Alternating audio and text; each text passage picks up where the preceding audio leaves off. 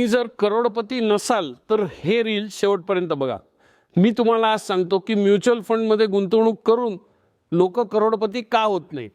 पहिलं कारण म्हणजे स्वतःच्या डोक्याने गुंतवणूक करणं, कुठल्याही ॲडवायझरकडे न जाता कुठले तरी रॅन्डम इन्फॉर्मेशन घेऊन त्याच्यावर गुंतवणूक करणं। दुसरं, चेसिंग टॉप परफॉर्मिंग फंड्स, पुन्हा पुन्हा फंड बदलणं आणि टॉप परफॉर्मिंग फंड्समध्ये सातत्याने गुंतवणूक करायचा प्रयत्न करणं। नंबर 3, अर्धवट ज्ञान घेऊन गुंतवणूक करणं आणि अशा लोकांचं ऐकणं जे स्वतः गुंतवणूक करत नाहीत पण तुम्हाला हुशारी सांगतात। सेक्टर फंडमध्ये गुंतवणूक करणं, आपली गरज नाहीये पण आपण अननेसेसरी रिस्क घेतोय अशा कुठल्या तरी फंड्समध्ये, सेक्टर फंड्समध्ये पैसे टाकणं।